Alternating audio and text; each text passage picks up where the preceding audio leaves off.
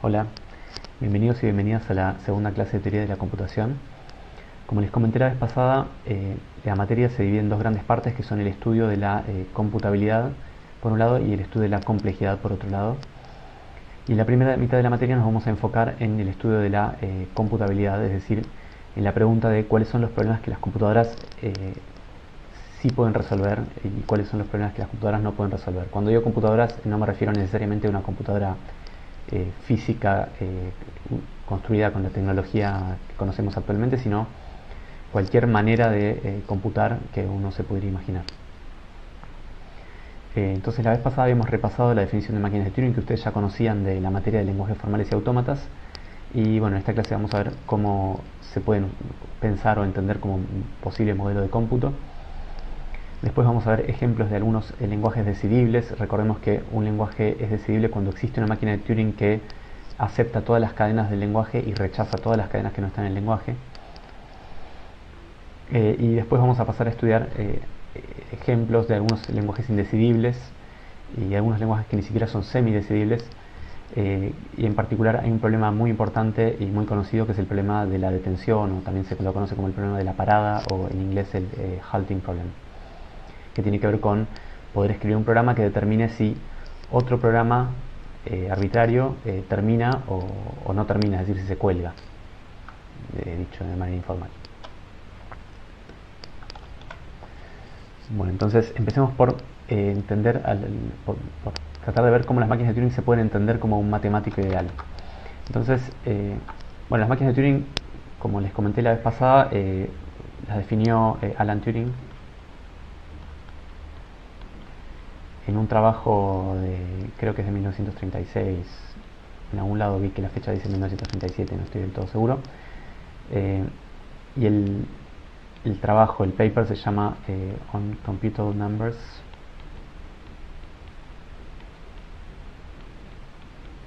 With an application. Bueno, quedó muy chueco ahí. An application to the Entscheidungsproblem.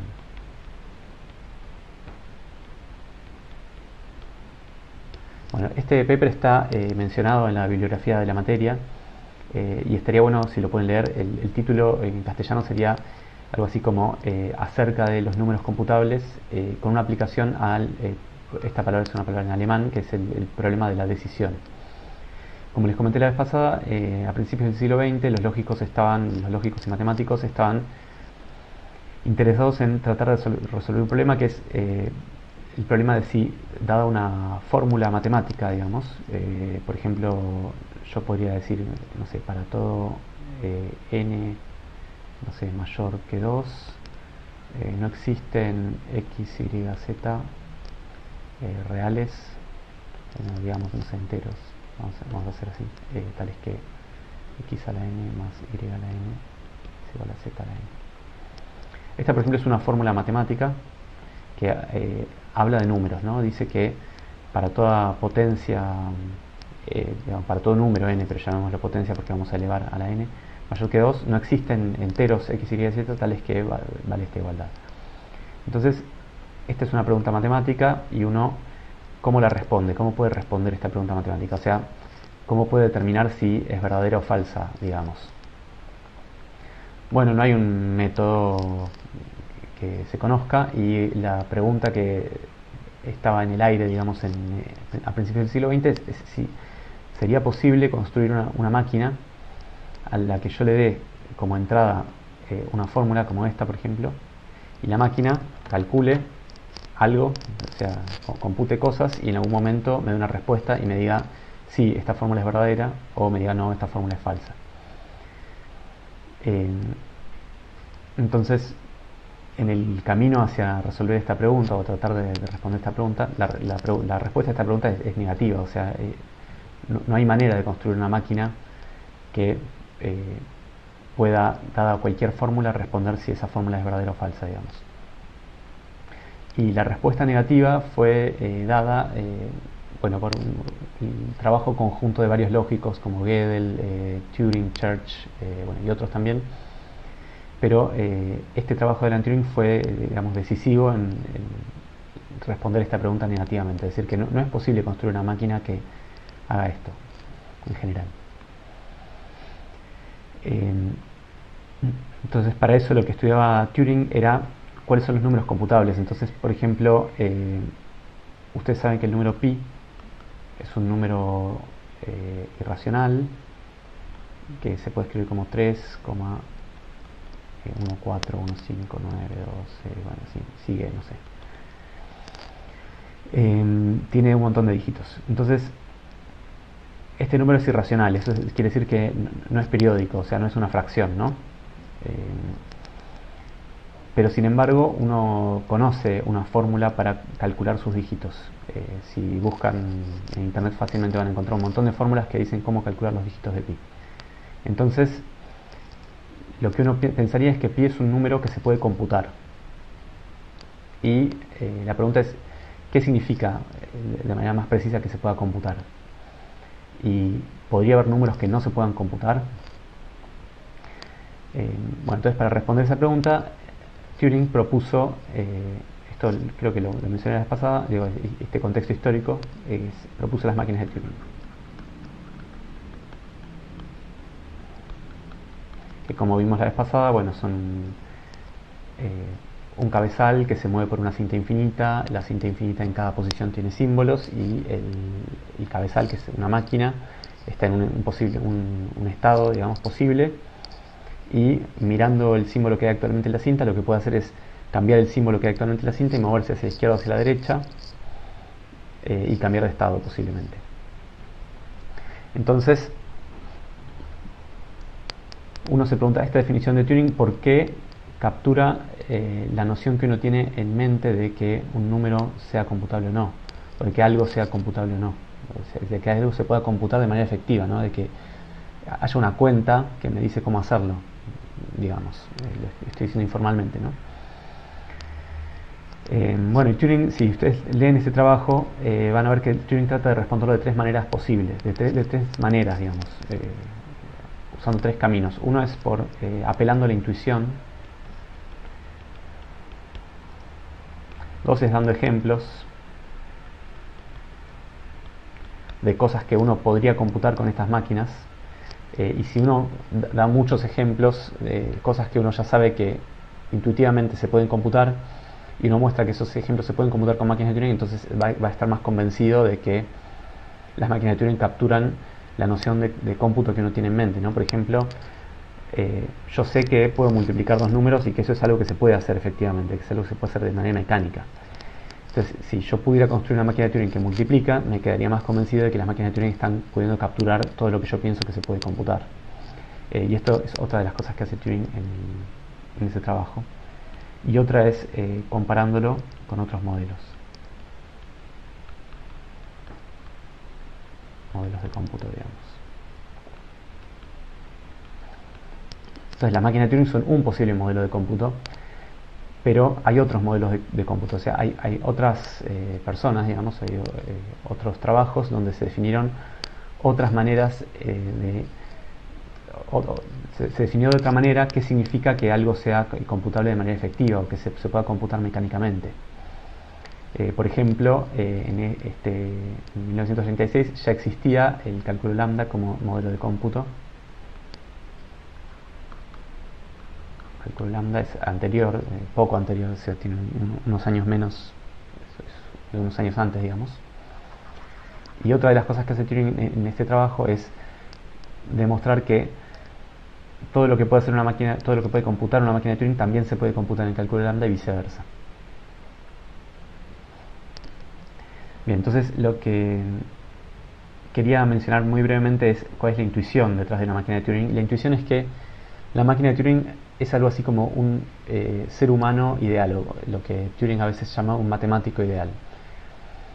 ¿Por qué es un matemático ideal? Porque bueno, cuando uno está tratando de computar, uno como ser humano está tratando de computar algo, está tratando de hacer una cuenta, digamos, o aplicar mecánicamente un procedimiento para calcular algo, uno en la mente está como en un posible estado, uno está haciendo algo en cada momento. y los posibles estados de la mente son finitos, dice Turing. Esto, bueno, por ahí les parezca raro, o quizás no, pensar que la mente puede tener finitos estados. Pero bueno, si uno piensa que el cerebro es finito, quizás se puede convencer un poco mejor de eso, ¿no? Y lo que dice es, lo que hace un matemático es, tiene un papel, ese papel, en el papel que uno usa generalmente tiene dos dimensiones, o sea, es como un plano, digamos. Pero dice, ese es un detalle irrelevante, podría simplemente ser una cinta de una sola dimensión, o sea, donde uno solo se puede mover hacia la izquierda o hacia la derecha. El hecho de que sea bidimensional es algo accesorio. Y lo que hace el matemático es mirar lo que está escrito en el papel, digamos, pensar de acuerdo con lo que su estado mental le indique, y de acuerdo con eso se puede ir a mirar más atrás en el papel o más adelante en el papel, puede tachar lo que tenía escrito y escribir otra cosa. Y en ese sentido es que la máquina de Turing estaría representando las funciones que uno puede computar. ¿También eso es como una manera intuitiva de justificar por qué las máquinas de Turing permitirían computar todo lo que un ser humano podría computar? No sé si fui demasiado elocuente en la explicación. Les recomiendo que miren el trabajo de Turing. Es bastante técnico, en algunos momentos puede ser que haya partes que pueden saltear, digamos, pero las ideas que comenta están interesantes y además son fundacionales en esta área, digamos. Entonces, las máquinas de Turing en ese sentido son como una especie de ser humano o matemático ideal. Pero además las máquinas de Turing también son un procesador ideal, y esto en 1936 no había computadoras físicas porque justamente no existían, y de hecho este trabajo de Turing fue el que desembocó en que se pudieran construir máquinas físicas, computadoras digamos, reales en hardware.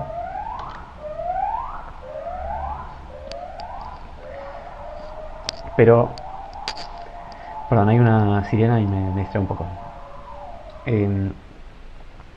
Desde nuestro punto de vista moderno, nosotros también podemos hacer una asociación bastante directa entre el comportamiento de una máquina de Turing y el comportamiento de una computadora real. Entonces, voy a hacer simplemente un ejemplo para que se lleven alguna idea. Entonces, supongan que uno tiene un procesador que tiene 4 registros que se llaman R0, R1, R2 y R3.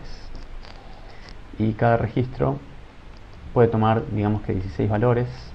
Cada registro toma un valor entre 0 y 15.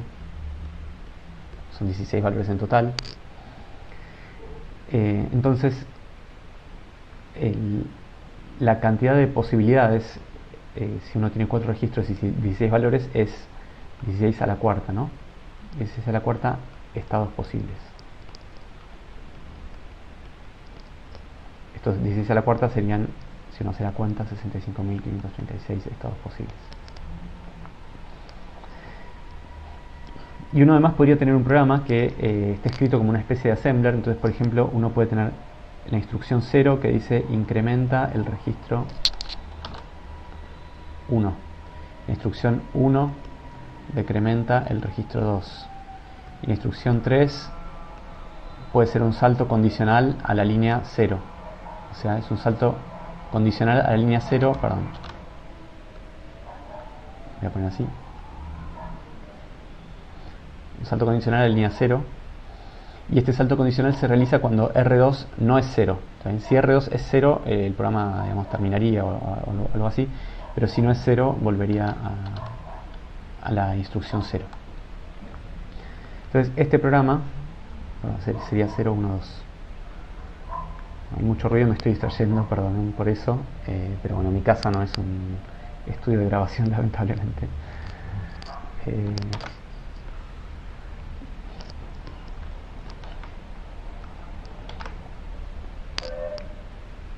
Bueno, entonces, sumados a esta de que hay 16 a la cuarta estados posibles, además, como hay 3 instrucciones, uno se imagina que uno tiene un puntero en la instrucción actual, lo que a veces se llama el instruction pointer o el program counter o algo así.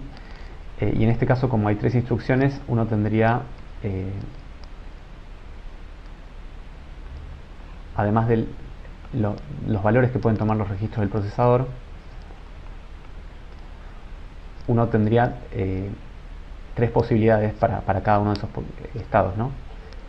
Dependiendo de dónde esté el puntero de instrucción. Entonces, en total, la cantidad de estados posibles sería esto por 3. Está bien, no sé cuánto es eso por 3, pero no importa, es un número finito. Y entonces, uno puede pensar que este programa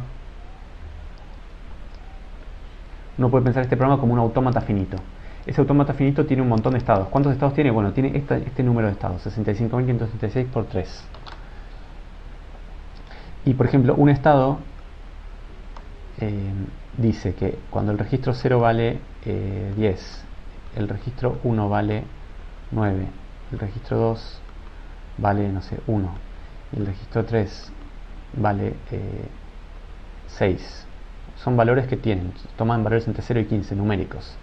Y además el puntero de la instrucción está apuntando a la instrucción 1. Este es un estado de los 65.536 por 3 estados que tiene este autómata, ¿no?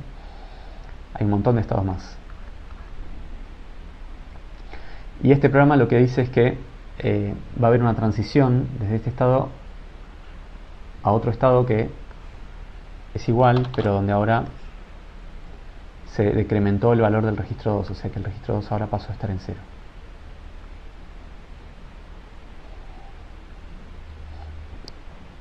Bueno, ustedes se pueden imaginar cómo sería un autómata finito que tenga esta cantidad de estados y que represente el comportamiento de este programa. Bien, entonces, ¿cuál es la conclusión, digamos, de esto? Es que, bueno, yo usando instrucciones que incrementan, decrementan, incluso podríamos hacer instrucciones que sumen, que multipliquen, instrucciones que hacen saltos que pueden ser condicionales o no condicionales dependiendo de alguna condición. La moraleja es que usando un autómata finito,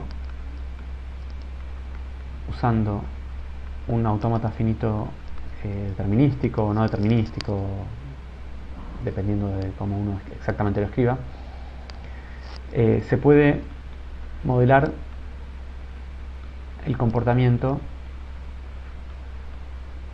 de cualquier programa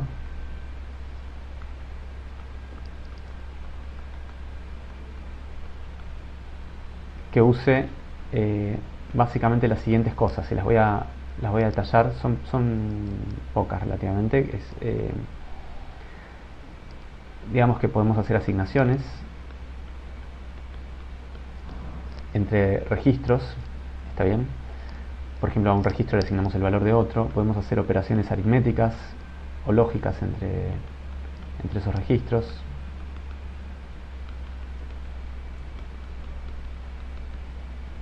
Podemos hacer saltos condicionales, que eso nos permitiría hacer alternativas condicionales, digamos, o ifs. Vamos a poner así, if. Y con saltos condicionales también podemos hacer whiles, y también con saltos condicionales podemos hacer fors.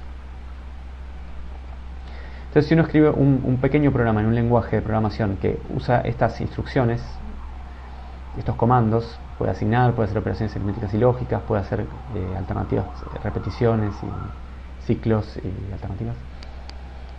Todo eso siempre se va a poder modelar con un autómata finito determinístico, siempre y cuando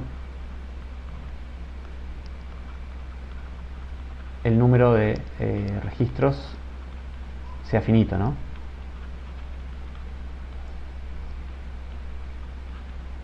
No sé, yo acá arriba dije, bueno, tengo 4 registros. Si uno elige cualquier número fijo de registros, entonces eso se va a poder hacer con un autómata finito determinístico. Entonces el número de registros tiene que ser finito. Bueno, y una cosa más, cada registro toma un número finito de valores, ¿no?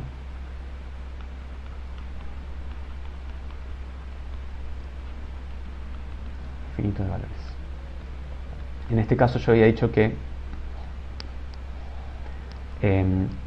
los registros tomaban valores entre 0 y 15, 16 valores posibles. Pero bueno, cualquier número que uno elija, siempre que sea un número fijo, por ejemplo, los registros toman valores entre 0 y 2 a la 64, eso sigue siendo un número finito. Muy grande, ¿no? Pero finito. todo eso siempre se va a poder seguir modelando como un autómata finito determinístico. Entonces, ¿qué es lo que agregan las máquinas de Turing? Bueno, las máquinas de Turing lo único que agregan es, bueno, lo único y no es poco, lo que agregan es también la posibilidad de acceder a una memoria que es infinita, que es lo que en la máquina de Turing, en el caso de las máquinas de Turing sería la cinta. Bueno, ¿cuál es la conclusión de esta pequeña discusión? No sé si se entiende a qué apunto. Apunto a que si uno escribe un programa que usa este tipo de cosas, asignaciones, operaciones aritméticas, condiciones, ciclos, e incluso uno puede acceder a una memoria infinita, entonces cualquier programa que haga ese tipo de cosas se va a poder modelar con una máquina de Turing. ¿Está bien? Es una discusión muy informal esta que estoy haciendo, pero es verdadero, digamos. Entonces, la moraleja o la conclusión es que cuando ustedes quieran tratar de entender qué es lo que puede computar una máquina de Turing, la respuesta es que lo que puede computar una máquina de Turing es lo mismo que podrían computar en cualquier lenguaje de su preferencia, de cualquier lenguaje de programación de su preferencia, de los que todos conocemos, digamos, de los lenguajes estándar, como, no sé, C o C++, o Python, o Java, o JavaScript, o cualquiera de esos. Y entonces la máquina de Turing es simplemente una manera matemática de abstraer el comportamiento de cualquier lenguaje de programación, ¿no? Cualquier ensamblador también, cualquier lenguaje, cualquier arquitectura de hardware también va a estar, su comportamiento se va a poder modelar usando una máquina de Turing. Bien, entonces eso es como más o menos para convencerlos de que, para convencerlos muy informalmente, pero para que tengan por lo menos una intuición de por qué las máquinas de Turing modelan lo que nosotros pensamos que como humanos, nosotros como humanos pensamos que son los procesos, las cosas que se pueden computar. Bueno, hagamos también un pequeño repaso de lenguajes decidibles y semidecidibles. Esto es más que nada porque es un tema central de la clase de hoy.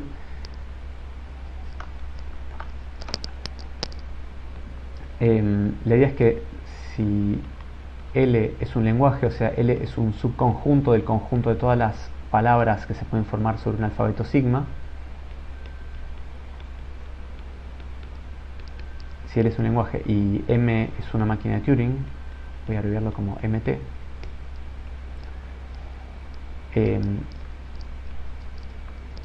lo voy a escribir en forma de tablita, me parece, que es que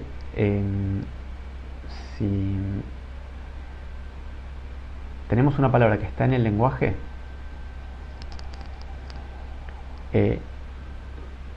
la máquina de Turing,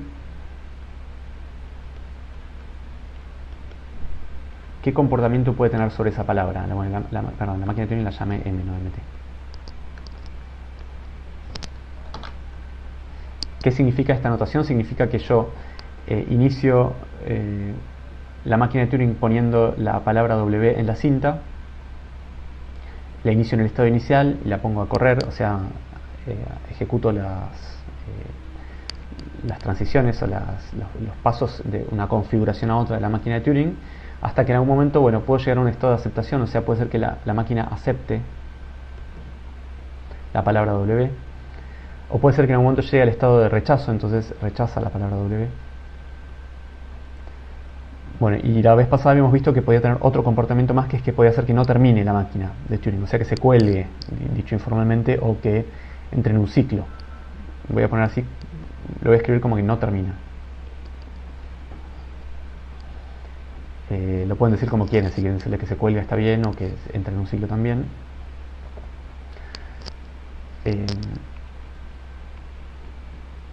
Entonces estos eran los posibles comportamientos que podía tener una máquina de Turing sobre una palabra de un lenguaje. Entonces decimos que M decide el lenguaje L si pasa lo siguiente: si cada vez que tenemos una palabra W que está en el lenguaje, perdón, acá esto lo hice mal, dado una palabra cualquiera, acá arriba, perdonen, la verdad es que hay mucho ruido y me estoy distrayendo mucho, me cuesta concentrarme en la clase. Dado una palabra cualquiera que está entre todas las posibles palabras que se pueden formar con símbolos del alfabeto, entonces la máquina de Turing la puede aceptar, la puede rechazar o puede ser que no termine, ¿sí? Ahora, dado un lenguaje que es un subconjunto de todas las posibles palabras del alfabeto y una máquina de Turing, decimos que la máquina de Turing decide el lenguaje L si de todas las palabras que están en el lenguaje la máquina las acepta. Y de todas las palabras que no están en el lenguaje, la máquina las rechaza. Y además decimos que M semidecide el lenguaje L si a todas las palabras que están en el lenguaje la máquina las acepta, y a todas las palabras que no están en el lenguaje L la máquina no las acepta. Y que no las acepte es lo mismo que decir que las rechaza o no termina. ¿Está bien? Y acá un sinónimo de semidecide es reconoce, que es la palabra que en el libro de Zipser, en lugar de semidecidir, se usa la palabra reconocer. Me parece más claro decir decide y semidecide, porque queda claro que decide es una versión más fuerte de semidecide, ¿está bien? O sea, si una máquina de Turing M decide un lenguaje L, entonces también lo semidecide, porque a cualquier palabra que esté en el lenguaje la acepta, y a cualquier palabra que no esté en el lenguaje la rechaza. Y si la rechaza, entonces no la acepta. Pero al revés, no, en principio no es cierto, ¿no? Si una máquina de Turing semidecide un lenguaje L, todas las palabras que están en el lenguaje las acepta, igual que acá, digamos.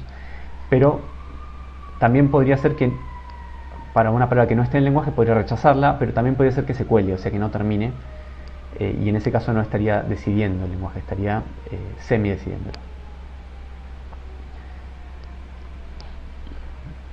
Fíjense una cosa, que es que si una máquina de Turing decide un lenguaje, entonces siempre termina. ¿Está bien? Porque cualquier palabra o bien va a estar en el lenguaje o bien no va a estar en el lenguaje. Si está en el lenguaje, la máquina termina y la acepta, y si no está en el lenguaje, la máquina termina y la rechaza. Entonces si una máquina de Turing decide un lenguaje, la máquina no se puede colgar, siempre tiene que terminar. En cambio, una máquina que semidecide un lenguaje, para una palabra del lenguaje siempre termina, pero para una palabra que no está en el lenguaje puede ser que se cuele y que no termine. Bueno, y un último comentario que quería hacer para esta primera partecita es sobre el tamaño del alfabeto.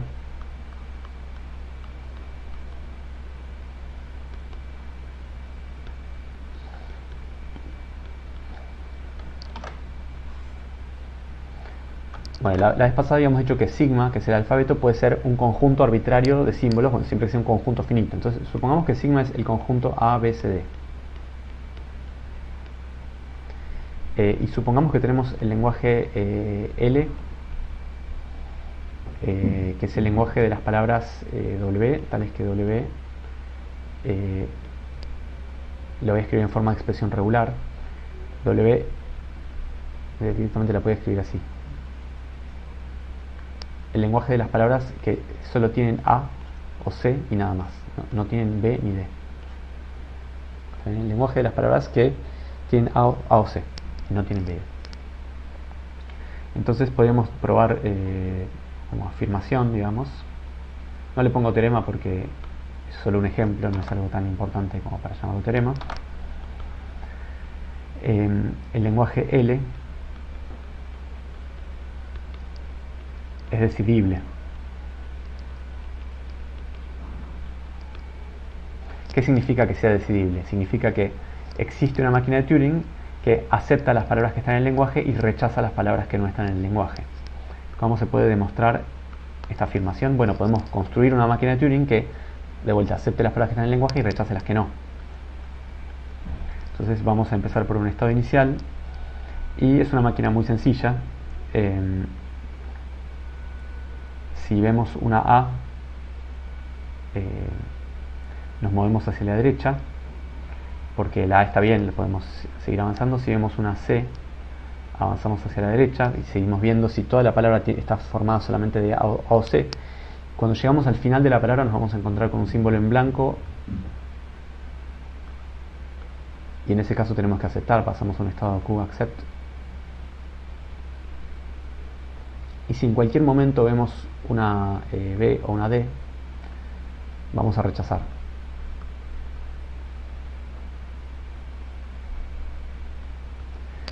Bueno, con esta sencilla máquina de Turing uno puede ver que este lenguaje es decidible, ¿no? Ahora, este alfabeto tiene 4 símbolos. Lo que quiero mostrarles, o lo que quiero que se convenzan con un ejemplo, es que siempre podríamos usar un alfabeto más chico. Por ejemplo, siempre podríamos usar un alfabeto de 2 símbolos nada más. Entonces, por ejemplo, podríamos usar un alfabeto sigma prima, llamémoslo, que tenga solo 2 símbolos, 0 y 1.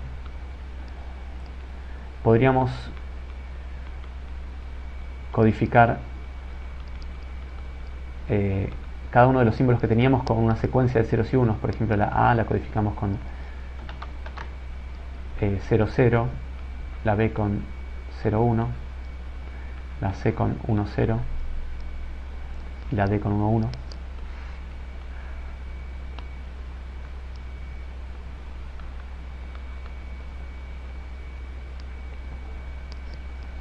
Y ahora el lenguaje L', que antes era el lenguaje que estaba compuesto solo por letras A o C, si lo traducimos a esta codificación, se podría escribir como el lenguaje 0, 0 o 1, 0. O sea, el lenguaje denotado por esta expresión regular, ¿no? Donde esto es codifica lo que antes llamábamos A y esto codifica lo que antes llamábamos C. Y la máquina de Turing se podría también adaptar. Esta misma máquina de Turing que tenemos acá se podría adaptar agregando algunos estados más. Entonces, ahora si vemos un 0,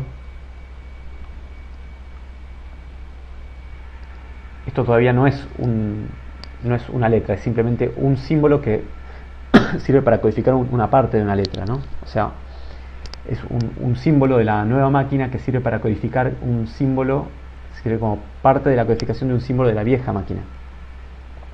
Entonces, si vemos un 0, nos movemos hacia la derecha para ver qué sigue a continuación. Y ahora, si lo que vemos a continuación es otro 0, eso es equivalente a ver una A en la vieja máquina. Entonces tenemos que volver al estado inicial, porque antes, cuando veíamos una A, este estado tenía un loop, ¿no?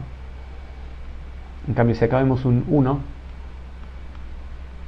eso sería como ver 0, 1, y 0, 1 es lo que antes era una B, y la B tenía que llevarnos a un estado de reject. Vamos a ponerlo con una flecha hacia abajo para que se parezca de alguna manera a la máquina vieja.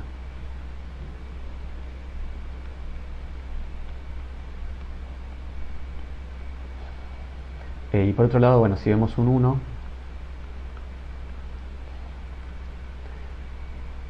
quiere decir que podemos haber visto 1, 0 o 1, 1, o sea que lo que viene a continuación sea un 0 o un 1. Y si vemos 1, 0 es que era una C, y si vemos 1, 1 es que era una D. Será la codificación de una C o de una D, ¿no? Entonces, si ahora vemos un 0, eso es como una C, entonces tenemos que volver al estado inicial. Y si vemos un 1, perdón, esto es 0, un 1, y esto es 0, un 1, rechazamos. Y lo que falta acá es agregar la transición hacia un estado de aceptación, que es cuando estamos en el estado inicial y vemos un símbolo en blanco. Cuando vemos un símbolo en blanco, vamos hacia la derecha y pasamos a un estado de aceptación.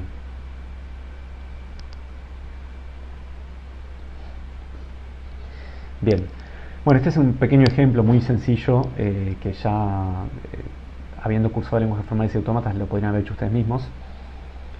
¿Cuál es mi punto? Bueno, el punto es que